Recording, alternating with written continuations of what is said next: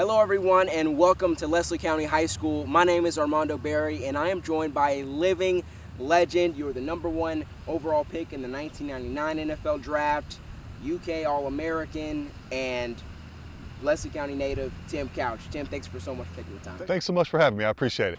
I feel like, we just wrapped up seeing your statue unveiled. What was it like for you to see it unveiled and to be at your own dedication? It's amazing. It really is. To have something like that dedicated to you is just so humbling and such an honor for me. And, when I see it, I truly think about, my teammates that I played with here and all the great things that we were able to accomplish out here on this football field here at Leslie County. So I'm so thankful for that. And, also I hope it inspires our youth here in Leslie County and across Eastern Kentucky when they see that they can go ahead and dream big and set high goals for themselves and work hard to achieve that and realize that nothing is impossible if they put their minds to it and they're dedicated to the process. So it's a tremendous honor, and I'm thrilled to be back home here and celebrating with these great fans. Let's start back with how you got to this point. What was life like for you as a mountain kid, and when did you first fall in love with sports? Yeah, life back here in Hyden was just incredible. I grew up in a great family, had great coaches and great teammates around me all the time, and so it was an ideal place to grow up. It really was, and the football program was outstanding, and we had some really good years, won a couple regional championships, and broke national passing records, and we did some great things as a team here. So I was just so proud of all that, and I probably started realizing that I had an opportunity to go to the next level and play college football probably around my junior year of high school when things really started to kind of take off and go to that next level for me. And, so that motivated me even more. Once I kind of got some of that success early on in my career, I was highly motivated to push this thing as far as I possibly could. In 2003, ESPN ranked you as the 6th best high school athlete ever. Right. A few reasons why: you set multiple national passing records and was named the 1995 Gatorade National Player of the Year and Mr. Kentucky Football. How did you deal with all the attention that comes with that as a high schooler here at Leslie County High? Yeah, it was a lot. It really was for a young kid that just to be kind of forced into that spotlight and just being the recruiting process was so intense.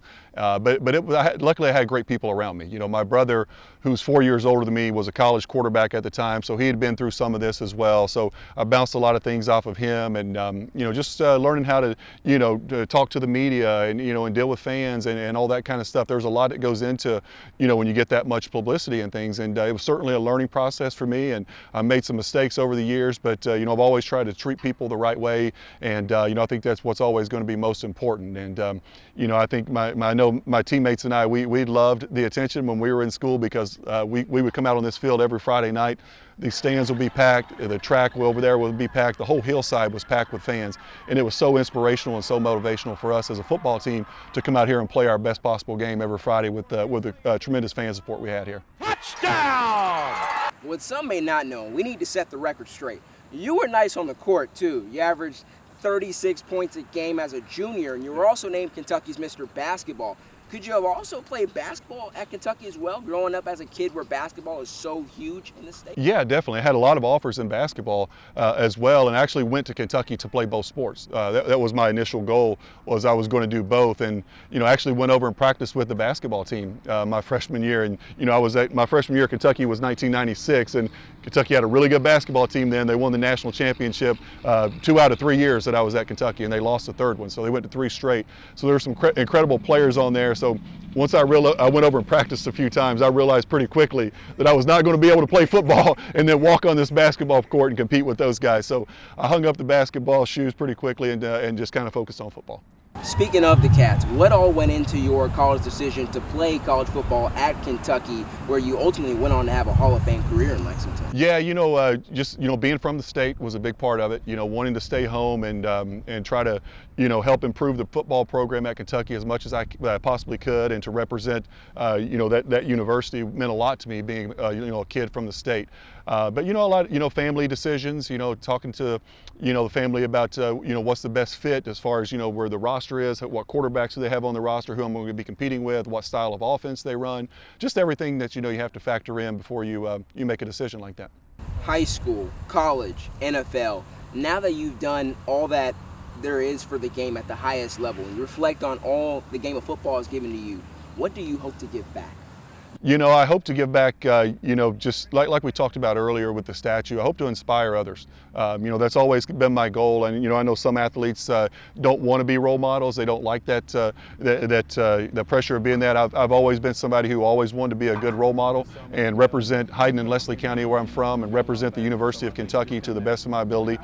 And hopefully I've done that over the years. And, you know, so my biggest thing has always been to help the youth, you know, to come back and to, you know, to inspire them to chase their dreams, chase their goals, and realize anything is possible for them. Speaking of the youth, that statue out there is going to be there long after you leave this earth. Right. What do you wish the youth of Eastern Kentucky see, know, and will remember when they see them? Well, I hope they see a guy that you know, that dedicated his entire life to becoming a great player, but also a great person. You know, and I think that that comes from coming from a good family. You know, I think my parents raised me the right way, and you know, I've always took a lot of pride in treating people the right way and trying to be a good person. So I hope that you know, like I said, I hope when they see it, they get some inspiration from it, and no matter what they want to do in life, whether it's, you know, athletics or, you know, doctor, attorney, or a coach, whatever they want to be in life, that there's a certain mindset that you have to achieve greatness. And I think that you know, hopefully I set a good example for that, and they can be reminded of that when they see the statue. I feel like there's not many times that you see someone have a statue dedicated to them and they're alive and well to see it. Right. Is there anything else you'd like to add to the people of Eastern Kentucky? Yeah, definitely so. And you know, I'm so thankful for this honor. It's truly humbling. And you know, the people of Leslie County and Hyden have been so supportive of me and my career, not only while I was a player here, but at the University of Kentucky and into the NFL with the Cleveland Browns. These fans and these people in this community are just incredible. And you know, I'm just so thankful that I had an opportunity to grow up here and be blessed to be around so many good people and good influences in my life at an early age. Thank you so much for taking the time. Thank you so much. I appreciate it. I hope you all enjoyed our conversation.